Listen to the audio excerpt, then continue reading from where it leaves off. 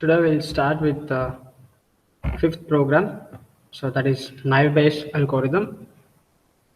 So the main aim of this program is to write a program to implement the naive-Bayesian classifier for the sample training data set stored as .csv file, compute the accuracy of classifier considering few test data sets.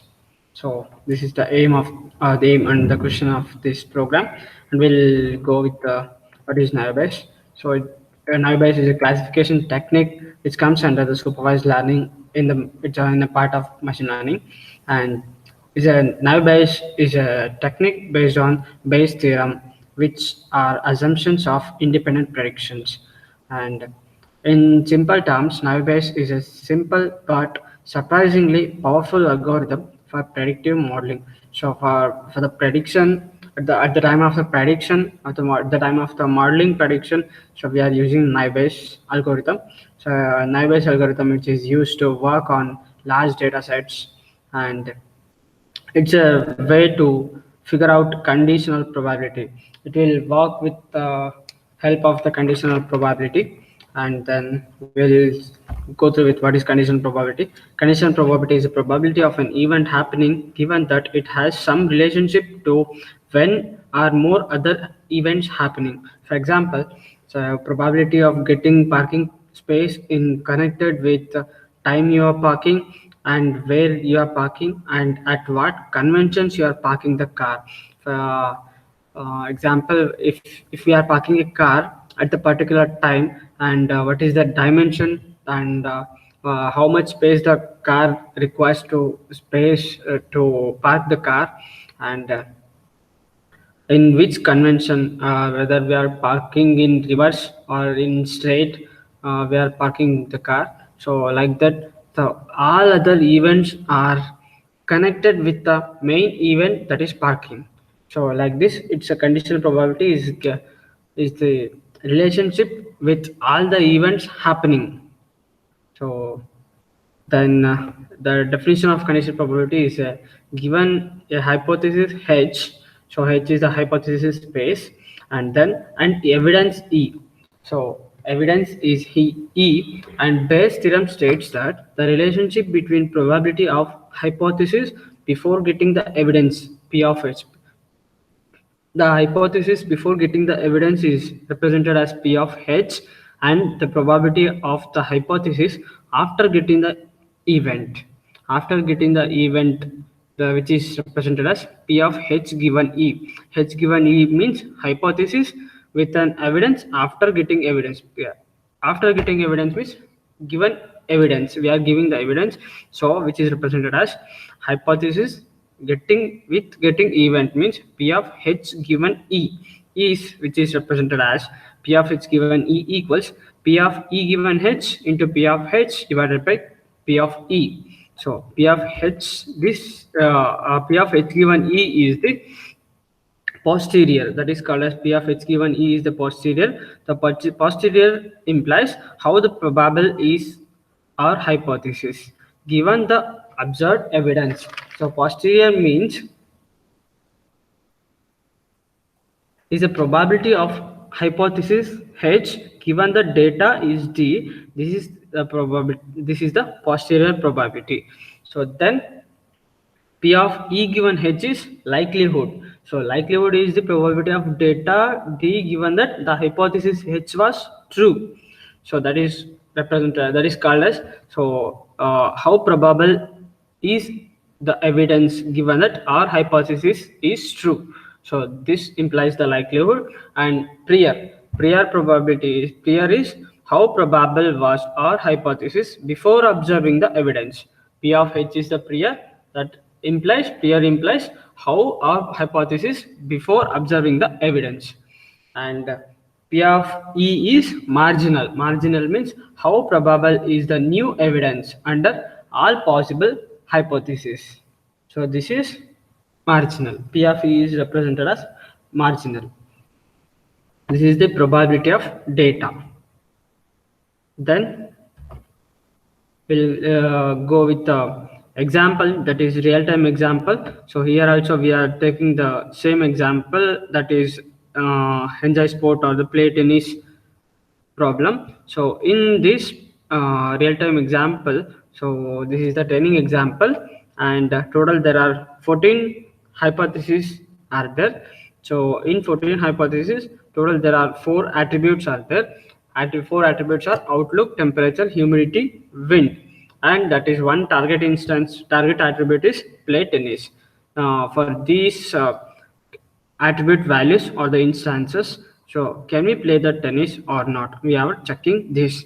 And among 14 examples, total there are 1 2 3 4 5 6 7 8 9 8 are the positive instances and 5 are negative instances. We are taking total 14 instances. So then we need to divide these instances. The division may be made by frequency table. So this is the frequency table for all 4 attributes. So these are the separate frequency tables. First table implies the frequency table for outlook, and the second frequency table for the temperature, and third frequency table for the humidity, and fourth for wind. So here we have to check how many positive instances and how many negative instances, or how many positive hypotheses, how many negative hypotheses for the attribute values sunny, overcast, and rain. So this column represents the total number of positive hypotheses to the how many number of positive hypotheses for the single positive hypothesis. For sunny, out of 9 positive hypotheses, there are 2 hypotheses. However, there are 2 examples for sunny. So, and then there are 2 positive examples for sunny. Here, out of 5 negative hypotheses or 5 negative examples, 3 are negative examples for sunny. So for overcast, out of 9, 4 are positive. For overcast, out of 5 negative examples, there are no negative examples for overcast. For raining, 3 are positive and 2 are negative. In the same way, we are evaluating the positive and the negative hypothesis based on the given data. Okay, so this is the frequency table. So after getting the frequency table, we are just dividing the positive and the negative hypothesis here. So total number of hypotheses are 14, or total number of examples are 14. So play equals yes means this is positive hypothesis. Positive total among 14, total there are 9 positive hypotheses. So this is play equals no means negative hypothesis or negative examples. But among 14 examples, total there are 5 negative examples are there. So here we are dividing the number of positive and the negative examples here. And then likelihood table, we have to generate the likelihood table. So the likelihood table generation means we are adding these both positive and the negative values, or positive and the negative example values. So here, so we are adding the total number of sunny events. Total number of event happening for sunny is 5 event. Among 14, 5 event for sunny. Among overcast, for overcast among 14, 4 events are happening for overcast. So in rain, 5 events are happening, and total we are adding these negative and the positive in column wise. We are adding column wise. So here, so for this representation is called likelihood table. Then we have to generate this likelihood table for all the 4 attributes.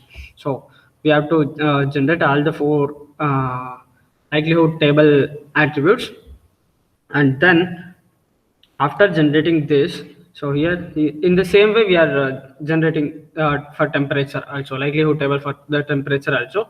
So 2 plus 2 4, 9 plus 5 14, so 4 by 14. Here 4 plus 2 6, 9 by 5, 9 plus 5 14. So then here among 14, so here 2 plus 3 is 2 plus 4 is 6, 6 plus 3 is 9, 9 by 14. Total number of positive examples and total number of negative examples. So here we are checking the likelihood table here. So after checking the likelihood table, we are equating these values into the main Bayes theorem formula. So Bayes theorem formula, I have already told the Bayes theorem formula. P of h given E equals P of E by E given h into P of h divided by P of E. And then here we are equating those values into the this Bayes theorem formula. So P of S given Sunny equals P of Sunny given S into P of S divided by P of Sunny. So in the same way, we are equating all the values into the all attributes. So all attribute values. Sunny here we are showing only for the formulas of sunny and rain. We have to calculate all the values. We have to calculate the formula for all the values: sunny, rain, overcast. So and hot, mild, cool, and high, normal, strong, and weak. So here we are showing only these two. For example, we are showing. So after calculating, required values are like this. Outlook of sunny given yes is 2 by 9. Then outlook of sunny given no is 3 by 5. Then temperature of cool equals yes means temperature of cool for cool 3 by 9. Cool given no is 1 by 5.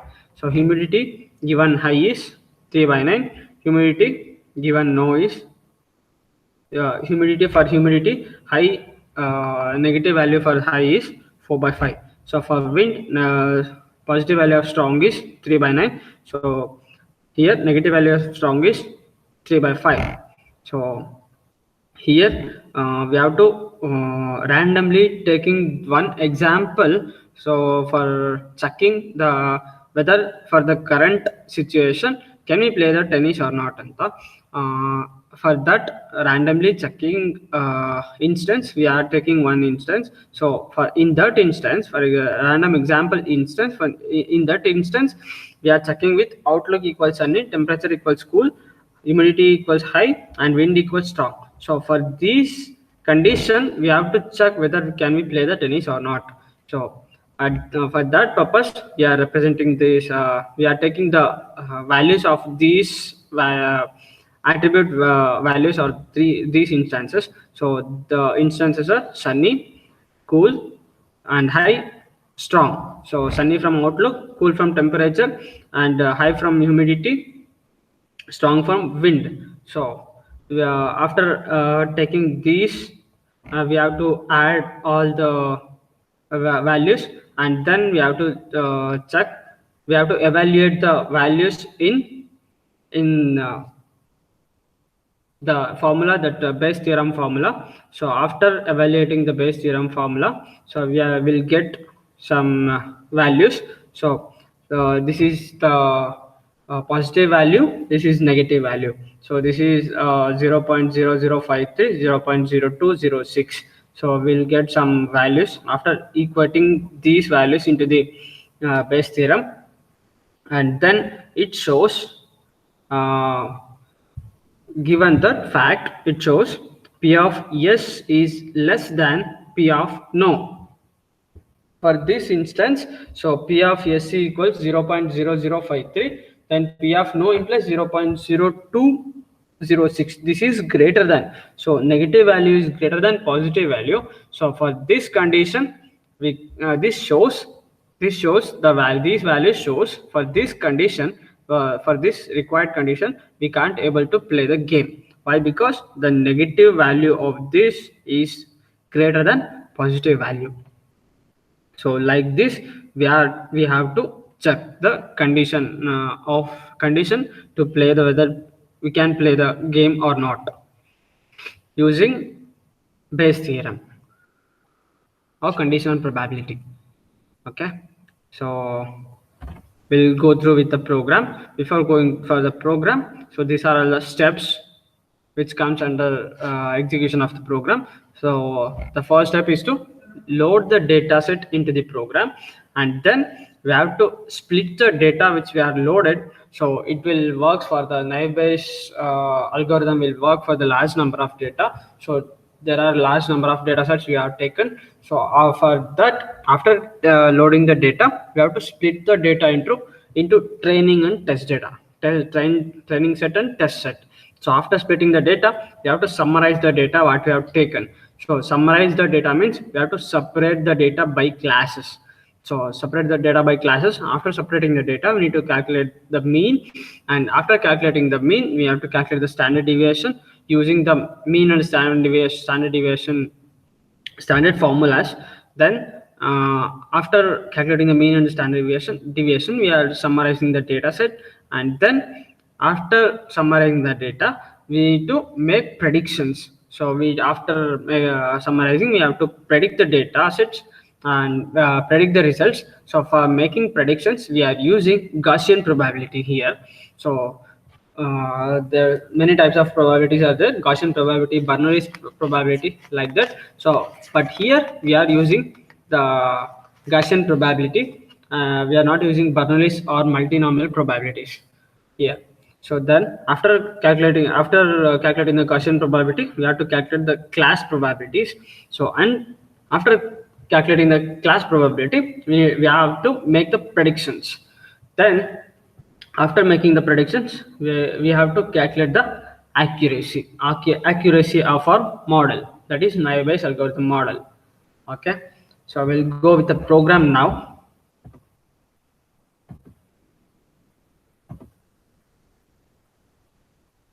This is the program.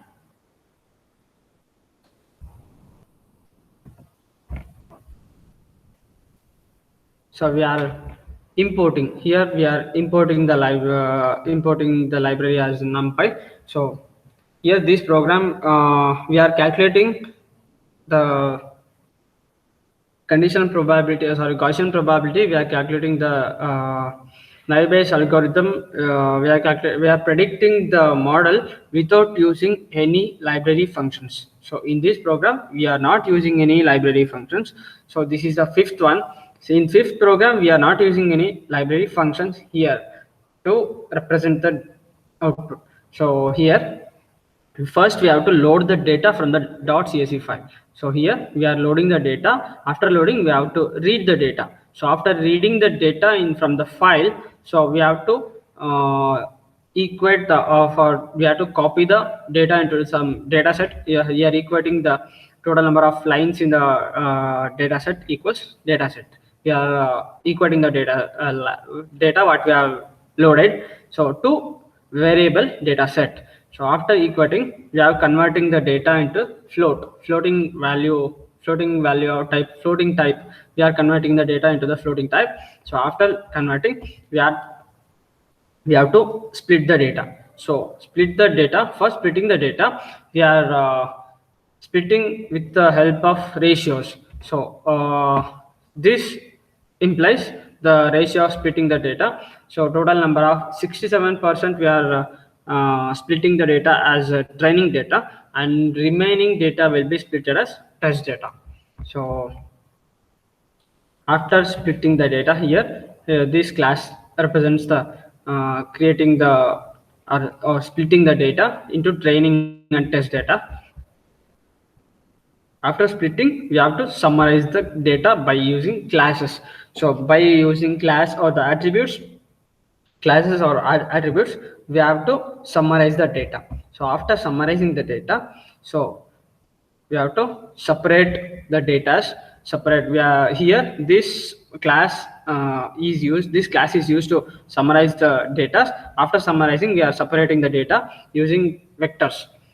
Using vectors, we have to separate the data set what we have taken. So then after separating the data sets, we have to check the mean and the standard deviation. We have to calculate the mean and standard deviation. For calculating the mean and standard deviation, directly we are using the formulas here. So mean and the standard deviation we are calculating. So after predictions, we are making the predictions. So this class will help to make the predictions here. We are after making the mean and standard deviation, we are summarizing the data, the test data. Then we are making the predictions. Predictions means we are calculating the probabilities, class probabilities. Class probability is calculated using the Gaussian probability type, using the type Gaussian probability. So here we are calculating the probabilities like this, and using this we are calculating the probabilities. So for calculating the probability, this is the main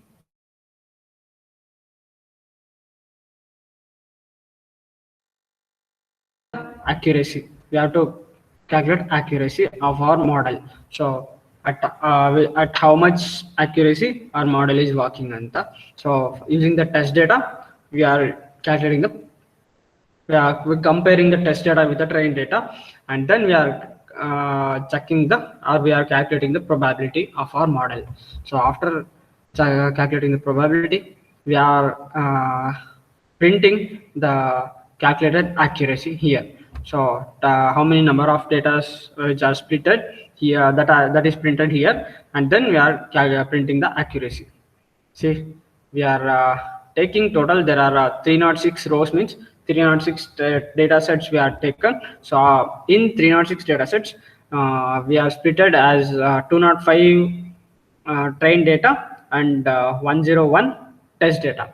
So we are splitting these values 205 and 101. 205 represents the total number of training data, and 101 represents the total number of test data.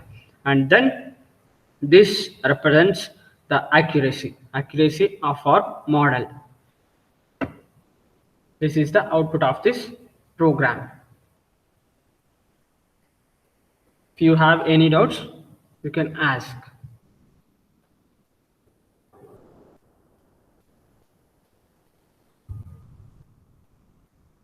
So this completes your fifth program,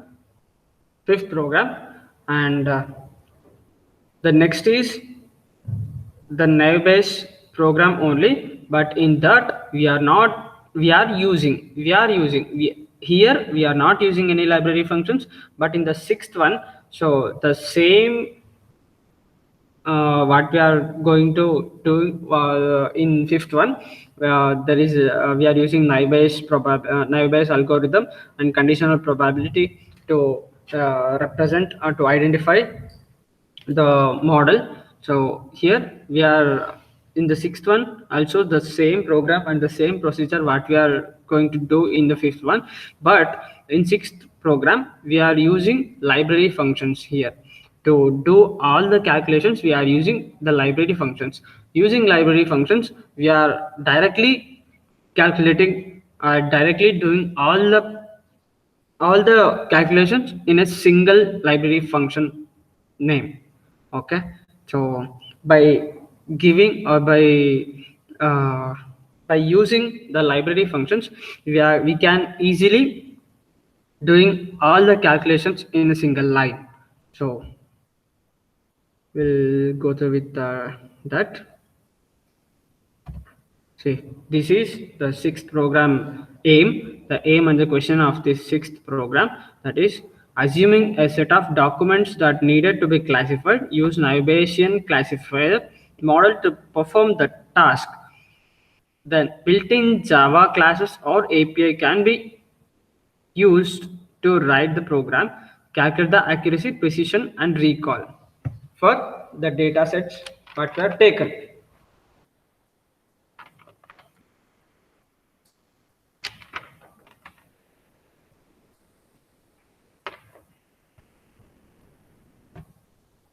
This is the representation of the confusion matrix. Confusion matrix is a table is often used to describe the performance of the classification model on the set of test data for which the true values are known. So this is the representation of confusion matrix. In confusion matrix, we are the right column implies the actual class, and the first row implies the predictive class. And for this total, there are four values: true positive, false negative, false positive, and true negative. If the class is yes, then it belongs to true positive. The both the classes are yes, both are positive, then it belongs to true positive. If one is positive and one is negative, that is false negative. If one class is negative and another class is positive, that is false positive. If both the classes are negative, that is true negative. The accuracy can be represented as true positive plus true negative divided by true positive plus true negative plus false positive plus false negative. And the recall can be represented as true positive divided by true positive plus false positive. Precision is can be represented as true positive divided by true positive plus false positive, and f1 score equals 2 into recall into precision divided by recall plus precision. This f1 score is, what is f1 score means? F1 score is the weighted average of precision and recall. This score takes both the false positive and false negative into the count. Then precision is the ratio of correctly predicted positive observations to the total predicted positive observations. Here we are not using any negative values, we are using only positive values. Then recall is the ratio of correctly predicted positive observations to the all observation in actual class. Okay, so here this recall represents all observation in actual class. So this is the representation of sixth program. So using confusion matrix, we are representing the output of sixth program. Okay, we'll go with the program. We are doing the same calculations but using library functions. That's it. There is no any other differences. We are doing the same naive Bayes algorithm using conditional probability. So but we are using the library functions here. So this is a simple program. So in the first we are importing the numpy so to load the data sets. So after we are using scikit-learn library function of Python. We are using that library functions from sklearn.naive-Bayes. Naive-Bayes is the library functions. We are importing sk.naive-Bayes. We are importing this library functions. So in sklearn.naive-Bayes, we are importing Gaussian NB. Gaussian NB means Gaussian probability. This is a type of probability. Gaussian NB, Gaussian naive-Bayes. We are importing Gaussian naive-Bayes from sk.naive-Bayes. So here we are importing accuracy score from sklearn.metrics.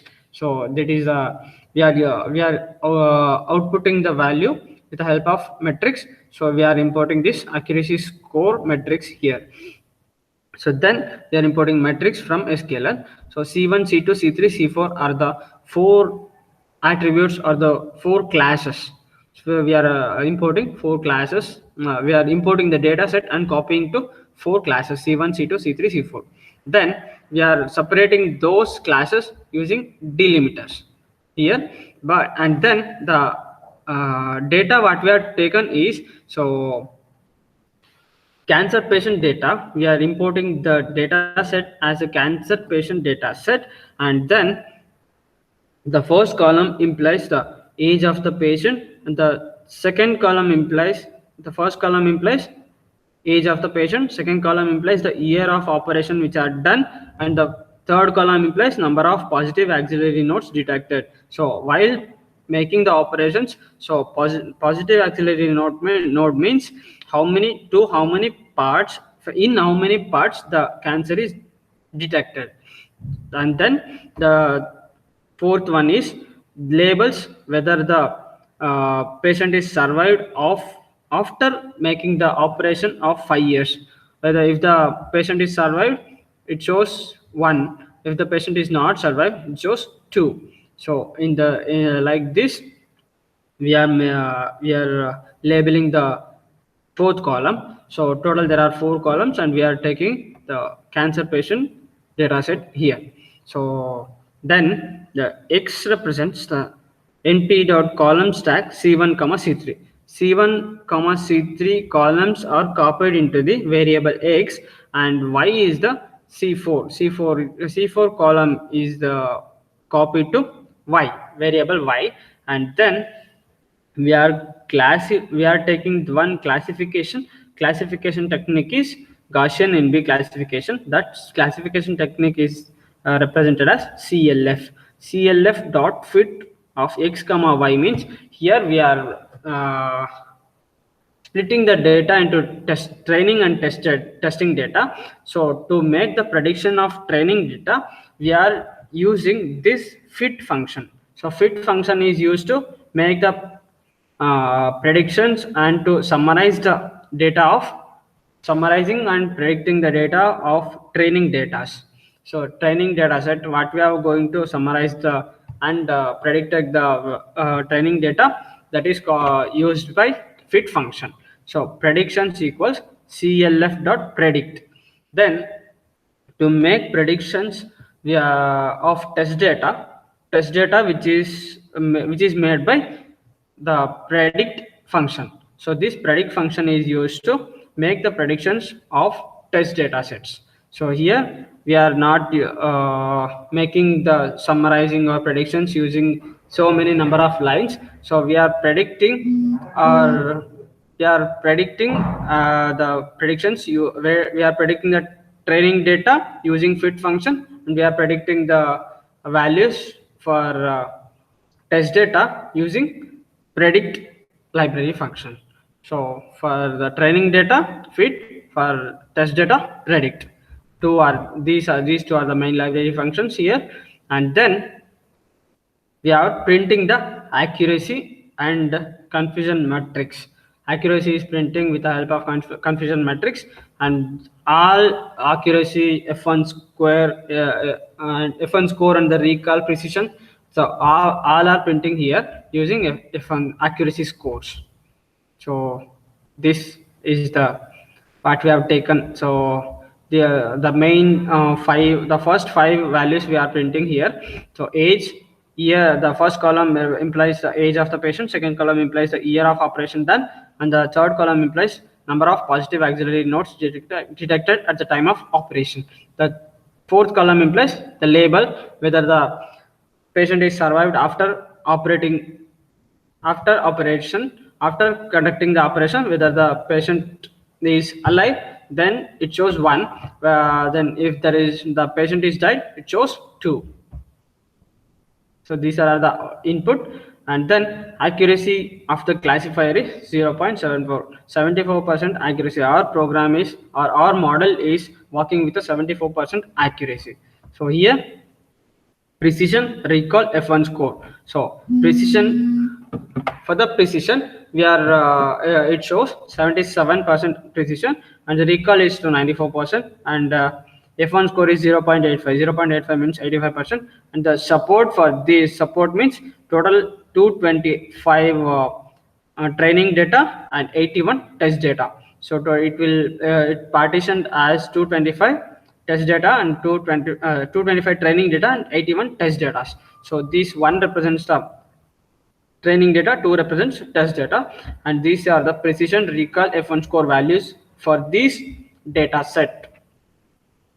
And the main accuracy, weight, macro average, and the weighted average is total number of here 306 represents the total number of training data we have taken, and thus this is the weighted average precision recall and F1 scores.